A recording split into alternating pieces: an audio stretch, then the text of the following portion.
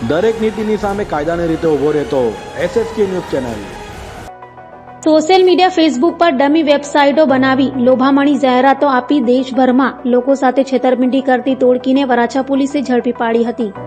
Facebook પર બાબો baby Khilona kids નામથી વેબસાઇટ શરૂ કરી મોંઘા રમકડા માત્ર 389 માં વેચાણની જાહેરાત મૂકી ઓનલાઈન ટ્રાન્સફર મેળવી ડિલિવરી નહીં કરી વધુ રૂપિયા પડાવતી ટોળકીના 3 આરોપીઓ જેમાં નિખિલ હસમુખ સાવલિયા, અવનિક ભરત વઘાસિયા અને લક્ષંત ઉર્ફે ભૂરિયો પંકજ ડાવરાને વરાછા પોલીસે ઝડપી પાડી છે। તો ટોળકી નાની નાની રકમની છેતરપિંડી કરતી હતી, જેથી ફરિયાદ ન થાય તો ટોળકીના બેંક એકાઉન્ટમાં લાખો રૂપિયાનું ટ્રાન્ઝેક્શન થયું હોવાનું સામે આવ્યું છે। હાલ તો વરાછા પોલીસે આ ટોળકીથી છેતરાયેલા લોકોને પોલીસનો સંપર્ક કરવા જણાવ્યું છે। સુરત શહેરના વરાછા પોલીસ સ્ટેશન વિસ્તારમાં બાબો બેબી ખિલોના ઓનલાઈન વેબસાઇટના નામે રૂપિયા 389 UPI ID આપી અને જમા કરાવી અને છેતરપિંડી થયા અંગેની ફરિયાદી સાગરભાઈ મનોજભાઈ જોશી નાઓએ પોલીસ સ્ટેશને આવી અને પોતાની સાથે છેતરપિંડી અને ઓનલાઈન ચીટિંગ થયાની ફરિયાદ આપતા વરાછા પોલીસ સ્ટેશનના PI શ્રીએ ફરિયાદ નોંધી અને તાત્કાલિક આ ગુનાની તપાસ હાથ ધરતા આ ગુનાના કામે કુલ 3 ઇસમોને પોલીસે કસ્ટડીમાં લીધા છે અને પૂછપરછ તપાસ ચાલુ છે। સમગ્ર ઘટનાની હકીકત જોતાં આરોપીઓએ બાબો બેબી ખિલોના ઓનલાઈન એ વેબસાઇટનું પેજ ફેસબુકના મીડિયમ ઉપર મૂકી અને કસ્ટમરને પોતે આ રીતે 389માં રમકડા બાળકોના રમકડા મળશે એ પ્રકારની જાહેરાત આધારે જે તે કસ્ટમરે પોતે ઓનલાઈન 389 રૂપિયા આરોપીઓના ખાતામાં જમા કરાવતા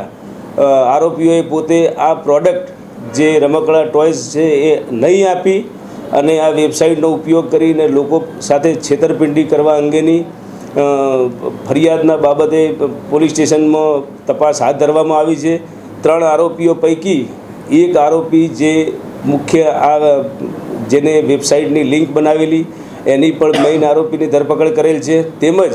ફેડરલ બેંક જોડે જે UPI ID કનેક્ટ કરેલું એ આરોપીની પણ ધરપકડ કરવામાં આવેલી છે અને જરૂરી બેંક પાસેથી માહિતી માગી અને ખરેખર આ ગુનામાં કેટલા આરોપીઓની કેટલા કસ્ટમરોની સાથે છેતરપિંડી થયેલ છે તે બાબતે તપાસ ચાલુ છે।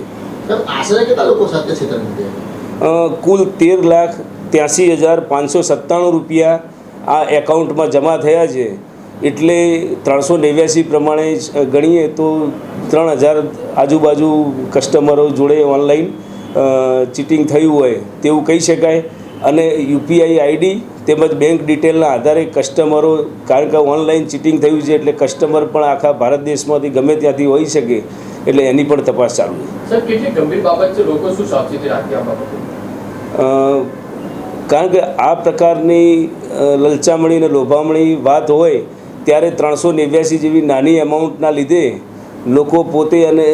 એની અંદર ઇઝીલી મની ટ્રાન્સફર કરી અને પ્રોડક્ટની વસ્તુ લેવા માટે પ્રેરાય છે, પરંતુ